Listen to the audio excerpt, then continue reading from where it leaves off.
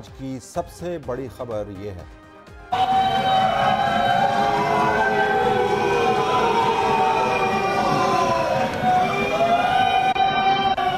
मैं मुबारकबाद पेश करता हूँ अपने वज़ीर आज़म मियाँ शहबाज शरीफ साहब को कि उन्होंने अपोजिशन की ज़ुबानों में गीदड़ की ज़ुबान डाल दी है और ये सारे मिलके ऊ करके वापस गए। ये ऊ का नारे जो है ना, ये तो गीदड़ लगाते हैं, लेकिन अगर पार्टी कहे कि लगाना है तो फिर गीदड़ बन जाएंगे। इनके शोर से, इनके इस हंगामे से चोरी को चोरी कहा जाएगा, उस चोरी से ये नहीं बच सकेंगे।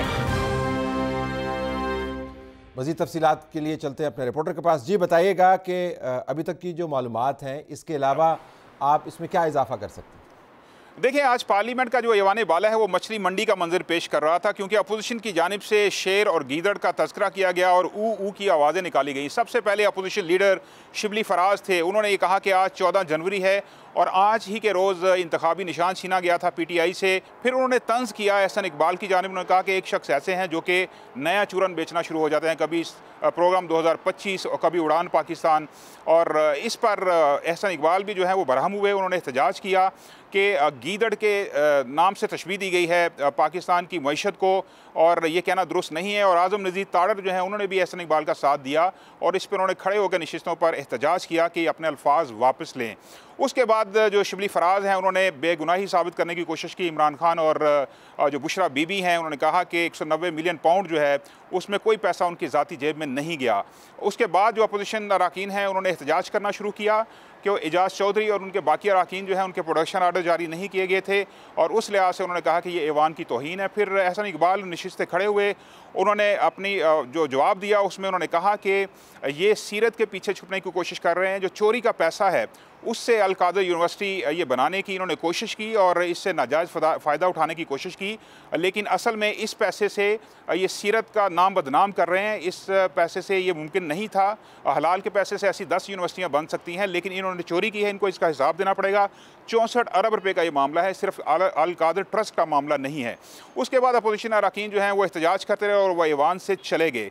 उसके बाद आज़म नज़ीर ताड़र ने कहा कि वज़ीर आज़म ने इनको सही काम पे लगा दिया है। इन पे मुझे तरस आता है कि ये अच्छे भले पढ़े लिखे लोग हैं, ये अपने करियर की पीक के ऊपर हैं और ये गीदड़ की आवाज़ें निकाल रहे हैं ऐवान के अंदर।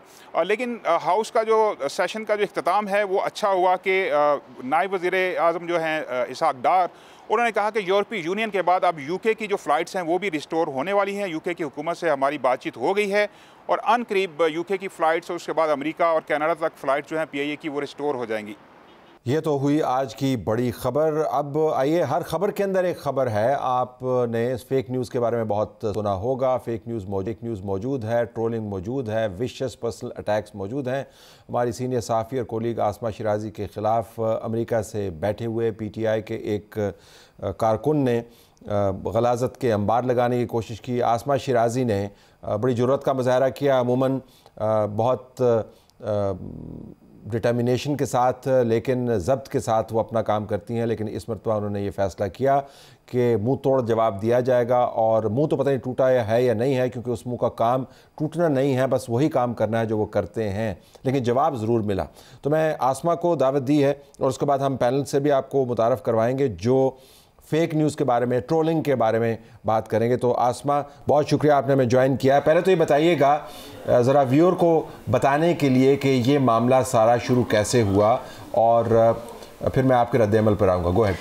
जी, बहुत शुक्रिया तलत साहब, आपने बहुत पहले भी सपोर्ट किया, अभी भी आपकी सपोर्ट है और इस मामले के ऊपर ज़ाहिर है कि चाहिए। लेकिन ये क्लियर एक केस है मिसोजिनी का। ख़वातीन के ख़िलाफ़ आप जिस तरह से हमले उन पे करते हैं, उनकी सिन्फ को मरकज़ बना के, मैं ये कोई विक्टिम कार्ड ना खेल सकती हूँ, ना खेलना चाहती हूँ, ना मैं खेलूँगी। लेकिन ये एक तवातुर के साथ जो है वो हो रहा है और ये मेरे ख़िलाफ़ भी एक बाकायदा मुनज़्ज़म मुहिम जो है वो तकरीबन गुज़िश्ता 5 बरस से या इससे ज़्यादा ही आप कह सकते हैं वो चल रही है। मुख्तलिफ़ किस्म के इल्ज़ामात, किरदार कुशी और बहतान ना ख़त्म होने वाला सिलसिला जो है वो चलाया जाता रहा है, चल रहा है। और हमारा काम तनकीद करना है। हम पॉलिसीज़ पे तनकीद करते हैं, हम हुकूमतों पे तनकीद करते हैं, हम इस्टेब्लिशमेंट्स पे तनकीद करते हैं, हम सियासी जमातों पे तनकीद करते हैं। कोई भी मुक़द्दस गाय हमारे लिए नहीं है, लेकिन उस तनकीद को बुनियाद की वजह से, यानी उसको बर्दाश्त करने की बजाय उसके ऊपर एक मुहिम चलाना, उसके ऊपर गलाजत का अंबार लगाना, और सबसे बड़ी बात यह कि फ़ेक न्यूज़ के ऊपर, फेक पोस्टर्स के ऊपर जो है वो आप एक नाजेबा अल्फाज इस्तेमाल करना, मेरा ख्याल है कि ये एक लिमिट है जो कि क्रॉस की गई है। और ये भी जो मामला था उसमें भी एक फ़ेक पोस्टर उठाया गया, उसके ऊपर एक नाजेबा सा जुमला लिखा गया, वो मेरे नाम के साथ मंसूब किया गया। मेरा जो व्लॉग है यूट्यूब के ऊपर जिसमें कि तज़किरा ही नहीं था इस सारे मामले का, उसको उसके साथ मंसूब किया गया कि वो जो मिसरा भी है कि वो नागवार बाद जिसका कहीं जिक्र ना था, वो बात मेरे नाम से मंसूब की गई और उस मंसूब शुदा बात को फैलाया गया और उसके ऊपर जो है वो मुझे गालियाँ दी गई हैं। मेरे साथ जो है मेरे खिलाफ जो है पूरी ऑर्गेनाइज्ड मुहिम जो है मुझे मेरी किरदार कुशी की या मुझे डिसक्रेडिट करने की जो कि चल रही है और अनफॉर्चुनेटली ये मुहिम जो है ये तहरीके इंसाफ के कोर कमेटी के मेंबर हैं जो बाहर बैठे हुए हैं, जो भागे हुए यहाँ से, वो एक बाकायदा एक मुहिम जो है वो चला रहे हैं। तो ये बहुत अनफॉर्चुनेट है, तहरीके इंसाफ को भी इसका नुकसान हुआ है, होगा।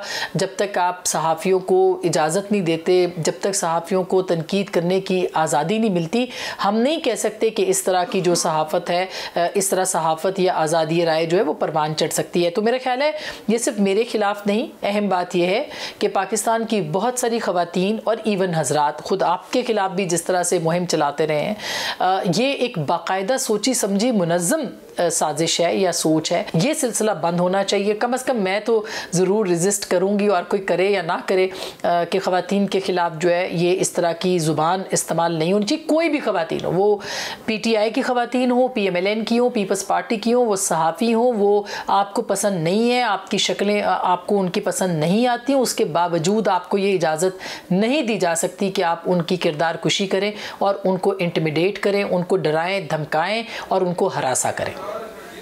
अच्छा, अब आ जाएँ आपके रद्द-ए-अमल पर। मैंने अपने ओपनिंग में बताया कि आप बड़े ज़ब्त के साथ काम करती हैं और खामख्वाह तनाज़ुं में आप नहीं पड़ती, और एहतियात और जो अक्लमंदाना इज्तनाब है वो बरतती हैं। लेकिन इस मरतबा आपने ये फ़ैसला किया कि इसका जवाब देना चाहिए, तो इस फ़ैसले के क्या मुहर्रिकात हैं? मेरे ख्याल है तलत साहब मतलब एक वक्त होता है, एक पूरी आपकी जब इतनी मुनज़्ज़म कैंपेन है और आप उसका जवाब भी नहीं देते, आप उसके ऊपर बात भी नहीं करते, फिर एक ज़ब्त जो है किसी लम्हे पे आके टूट भी जाता है।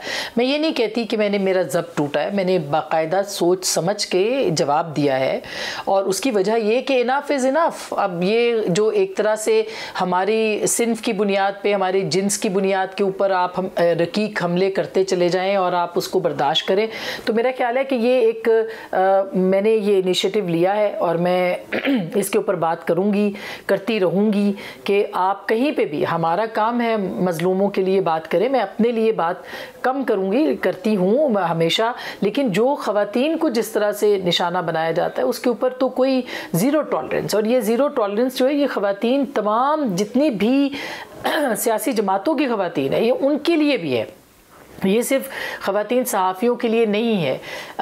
जितनी भी सियासी जमातें हैं अगर उनके ख़िलाफ़ कोई इस तरह के रकीक जुमले, पहले भी हमेशा उसको रेजिस्ट किया है और अब भी करेंगे। और उसकी वजह है कि जब आप एक बड़े तबके को, क्योंकि देखिए सहाफ़त के अंदर भी ख़वातीन की एक बड़ी तादाद है, उनको बहुत सारी ख़वातीन को मैं ख़ुद जानती हूँ तलत साहब, जिन्होंने सोशल मीडिया के प्लेटफॉर्म्स पर आना छोड़ दिया, जिन्होंने ओपनली बोलना छोड़ दिया है, क्योंकि अगर वो मुझे निशाने इबरत बनाते हैं कि भाई इतनी मैं बहुत अरसे से मीडिया के अंदर हूँ, मैं स्ट्रॉन्ग हूँ, मैं बर्दाश्त करती हूँ, मुझे लोग सपोर्ट भी देते हैं, अगर वो मुझे निशाने इबरत बनाने के लिए टारगेट करते हैं तो ज़ाहिर है कि बाकी जो ख़वातीन हैं, जो बच्चियाँ हैं, जो नई आई हैं इस प्रोफेशन के अंदर, वो डर जाती हैं, वो इसके ऊपर जवाब नहीं देती हैं, वो इन प्लेटफॉर्म्स पे आना छोड़ देती हैं, वो तनकीद करना छोड़ देती हैं कि आपने PTI पे तनकीद की है या आपने किसी सियासी जमात पे तनकीद की है तो अब आपको निशाने इबरत बनाया जाएगा क्योंकि उनकी जो सीनियर हैं उनके साथ ये हो रहा है, या एक निस्बतन स्ट्रॉन्ग जो ख़वातीन हैं उनको जब टारगेट किया जाता है तो जो जूनियर्स आते हैं फिर वो डर जाते हैं। तो ये हुआ है, तो मेरा ख्याल है कि मैंने तो इसको बहुत सोच समझ के जवाब दिया है और इसके मुताबिक इंशाल्लाह आइंदा भी उनको जवाब, अगर ऐसा कोई होगा तो उनको जवाब मिलता रहेगा, हर फोरम पे मिलेगा और हर तरीके से मिलेगा।